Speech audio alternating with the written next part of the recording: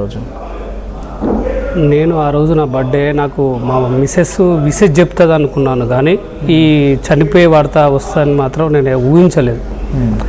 నేను అప్పుడే డ్యూటీకి వెళ్ళాను, నా సిస్టమ్ ఓపెన్ చేసుకుని మెయిల్ చెక్ చేసుకుంటున్నాను. టైంలో మా బొమ్మర్ది ఫోన్ చేశాడు. ఫోన్ చేసి ఏ ఫ్లైట్ ఉంటే ఆ ఫ్లైట్ వచ్చేసి బాబా అని చెప్పేశాడు. చెప్పేస్తే నాకు అర్థం కాలే ఎందుకు చెప్తున్నాడు అని, అసలు ఏం ప్రాబ్లం అయింది చెప్పు అని అన్నాడు. అంటే మామయ్యకు బాగాలేదు అంటే మా డాడీకి బాగాలేదు అన్నాడు. మా డాడీకి బాగాలేదు అంటే అసలు మా డాడీకి బాగాలేకుంటే మా తమ్ముళ్ళు ఎవరో ఫోన్ చేస్తారు, ఎందుకు డౌట్ అని మళ్ళీ మా నాన్నకు ఎమ్మటే ఫోన్ చేశాను. ఫోన్ చేసి డాడీ ఎలా ఉన్నామంటే మా డాడీ ఫోన్ లేపి హ్యాపీ బర్త్డే నాన్న అని చెప్పాడు. అప్పుడు అనుకున్నాను డాడీ సేఫ్.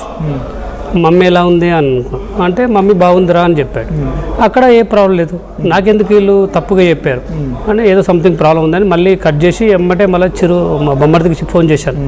ఫోన్ చేసి అసలు ఏం జరిగిందో క్లియర్ చెప్పు, నాకు టెన్షన్ పెట్టకని చెప్పాను. ఆ తర్వాత అప్పుడేం చెప్పాడు, శాంతి చనిపోయింది అన్నాడు, మా వైఫ్ చనిపోయింది అన్నాడు. నాకేం అర్థం కాలేదు. మా వైఫ్ చనిపోయింది అనే వార్త నేను ఊహించని వార్త నా చెవిలో పడ్డది. అప్పుడే ఆ టేబుల్ మీద అట్లే కూర్చున్న తర్వాత అట్లే నాకేం అర్థమవుతలేదు, ఎందుకు చనిపోయిందని.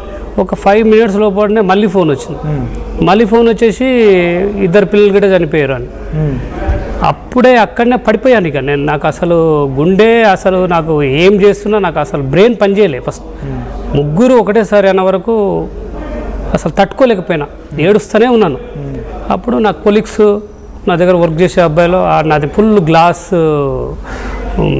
క్యాబిన్, ఆ గ్యాప్ని చూసేసి ఎమ్మటే సార్కి ఏదో అయ్యింది అని ఊరికొచ్చారు. వచ్చి మా కొలీగ్స్ వచ్చి నా దగ్గర పట్టుకొని ఏమైందిరా అడిగారు. అంటే అందరు చనిపోయారా అని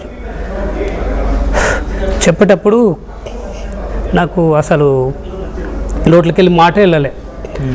సరే మా GM, మా జనరల్ మేనేజరు, మా ప్రొడక్షన్ మేనేజర్ అందరూ ఊరికొచ్చారు. రెడ్డి ఏమైంది అన్నారు. సార్ చనిపోయారు సార్ అందరూ అని చెప్పి. నాకు ఎట్లా చనిపోయారు అనేది కంటే నాకు క్లారిటీ లేదు, చనిపోయారు మాత్రం నా చెవిలో వినబడ్డది. సరే ఇమ్మీడియట్గా అందరూ నా కొలీగ్స్, నా GM, మా PM ఏమన్నారంటే ఫస్ట్ రెడ్డిని రూమ్ తీసుకెళ్ళి అక్కడ కూర్చోబెట్టారు. మా సార్ వచ్చాడు, GM సార్ వచ్చి PM సార్ ఇద్దరు వచ్చేసి దగ్గర కూర్చొని అసలు ఏం ప్రాబ్లం అయిందంటే తెలియదు సార్, నాకు ఏం తెలియదు అంటే సరే ఆయన ఏం చెప్పాడు, అన్ని పనులు ఆపేసేయండి, ఫస్ట్ రెడ్డిని ఇండియా పంపించాలి, ఫస్ట్ ఈ పని చేయండి అని చెప్పేసి GM చెప్పేశాడు. PM గిట్ట అదే ఫాలో చేశారు. ఒక 1 hourలో నా దగ్గర అన్నీ వచ్చేసాయి, విత్ టికెట్, పాస్పోర్ట్ అండ్ నాకు వచ్చే బెనిఫిట్స్ అన్నీ ఇచ్చేసి మళ్ళీ అది షార్జా అండ్ దుబాయ్లో ఫ్లైట్లే లేవు, అబుదాబికి బుక్ చేశారు. అక్కడి నుంచి 300 kilometers అబోవ్ ఉంటుంది నా దగ్గర నుంచి. అప్పుడు ఒక కార్లో 2 కార్లు పంపించాడు GM. ఈ అబ్బాయిని సేఫ్టీగా ఎయిర్పోర్ట్ తీసుకుపోండి, ఆడ ఎయిర్పోర్ట్ ఎక్కించేదాకా మీరు ఉండండి అని చెప్పాడు. వాళ్ళిద్దరు 2 కార్లలో తీసుకొచ్చారు, నన్ను ఎయిర్పోర్ట్ తీసుకెళ్లారు.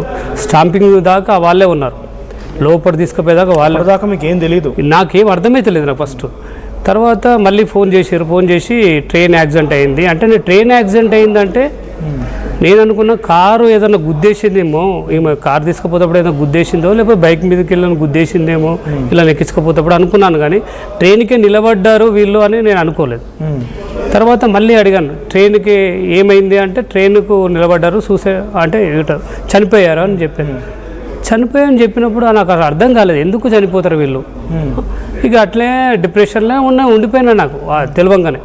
ఇక ఎయిర్పోర్ట్కి వచ్చాను, ఎయిర్పోర్ట్ నుంచి ఎట్లా ఎక్కానో నాకు ఆ మైండ్ మీద రాలేదు. ఆ నుంచి హైదరాబాద్ దిగిన తర్వాత స్టాంపింగ్ ఒక దిక్కు వెళ్ళిపోతున్నాను, అంటే నా మైండ్ నా దగ్గర లేదు. తర్వాత నా ఫ్రెండ్స్ ఫోన్ చేశారు, అరే మేము వస్తున్నాం రా ఎయిర్పోర్ట్కి అన్నారు. ఎయిర్పోర్ట్ వాళ్ళు వచ్చారు. నేను స్టాంప్లింగ్ అన్నీ అయిపోయినాక, బోర్డింగ్ అంతా అయిపోయినాక నేను బయటకు వచ్చాను. నా ఫ్రెండ్స్ ఉన్నారు, పట్టుకొని వాళ్ళు ఏడ్చారు నన్ను పట్టుకొని, నా క్లోజ్ ఫ్రెండ్స్ ఏడ్చి ఎయిర్పోర్ట్ నుంచి పీఎంఆర్ తీసుకెళ్లారు. ఇది ఈ సన్నివేశంలో జరిగింది. నేను అప్పుడేం చేశానంటే, ఆ ఎయిర్పోర్ట్ నుంచే, దుబాయ్ ఎయిర్పోర్ట్ నుంచే నాకు ఫోన్ చేసినప్పుడు నేను ట్రస్ట్లో ఉన్నాను, కానీ ఆమె ఇష్టపడ్డ ఇంట్లో, ఆమె ఇష్టపడ్డది కదా, ఇష్టపడి కట్టుకున్నాం మేము చెంగచెర్లో ఇల్లు, ఆడనే దహనం చేయాలని నేను చెప్పా. మా నాన్నకు ఫోన్ చేసినప్పుడు చెప్పా, మా అమ్మ ఫోన్ చేశామని చెప్పిన తర్వాత వాళ్ళు ఇక్కడి నుంచి వాళ్ళ మైండ్లో ఏముందని తెలియదు. మా అత్త వాళ్ళు మా బొమ్మడికి వీళ్ళకి ఏం మైండ్లో ఏముందని తెలియదు. వాళ్ళు భీమ్నగర్ పంపించేశారు. భీమ్నగర్ పంపించేసి ఇక్కడ 3 hours ఉండి ఆ గోల్డ్, డబ్బులు, విలువైన వస్తువులన్నీ తీసుకెళ్ళిపోయారు. ఎవరు? మా అత్తవ, మా బొమ్మడిది భార్య. ఓవైపు ఆ పిల్లలు చనిపోయారు, భార్య చనిపోయింది, ఆ మృతదేహాన్ని పెట్టుకొని బంగారం బాడీస్ మొత్తం భీమ్నగర్ పంపించిన అక్కడ తరలించినాక వీళ్ళు పోలేదు ఎమ్మటి. నేను అడిగేది అయితే సూటికి వచ్చిన ఏంటంటే, మీ కూతురే కదా, మీ సొంత కూతురు, నీ దగ్గర పెరిగిన బాబు పాప, వాళ్ళు చనిపోయినప్పుడు నువ్వు దగ్గర ఉండి నువ్వు వెళ్ళాలి. ఇప్పుడు మీరు పెంచిన పిల్లలే వాళ్ళు. అప్పుడు నువ్వు పోకుండా 3 hours ఏం పని చేస్తున్నావు? ఇక్కడ రూమ్లోకి వెళ్ళావు, అన్నీ చదివావు, ఆ డాక్యుమెంట్లు ఏమైనా ఉంటే ఆ కిటికీలో తలగబెట్టావు. ఇవన్నీ నాకేం తగలబెట్టి అంటే తలగబెట్టిన పేపర్స్ కనబడ్డాయి నాకు.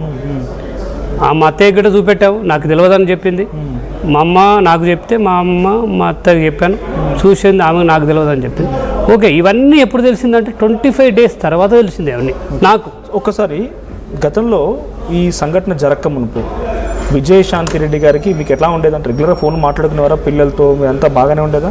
నేను మా వైఫ్ బాగా చెప్పుకోవడం లేదు, మా వైఫ్ మంచిగా హ్యాపీగా మాట్లాడేది, ఫోన్ మాట్లాడేది. పిల్లలు హాస్టల్ ఉండేది, హాస్టల్ నుంచి వచ్చినప్పుడు వాళ్ళు మాట్లాడేది. హాస్టల్లో అలౌడ్ లేదు. పాప అయితే అసలు బిల్కుల్ అలౌడ్ లేదు.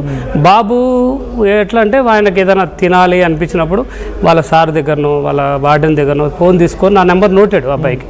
ఆ ఫోన్ చేసి డాడీ ఒక 500 కొట్టు, 1000 కొట్టు, 600 కొట్టు అంటే నేను కష్టపడేది బాబు పాప కోసమే. ఓకే, ఓ 500 అడితే 600 అట్లా కొట్టేసేది. వాడు తినాలనే ఆశ ఉన్నప్పుడు నేను కొట్టేసేది. దానికి నేను ఎప్పుడు బాబు కాంటాక్ట్ అయినప్పుడు ఏ విషయం చెప్పపోయేది. వాడు ఫోన్ వచ్చిందంటే వానికి డబ్బులు కావాలి అనే ఆశతోటే నాకు ఫోన్ వస్తుంది.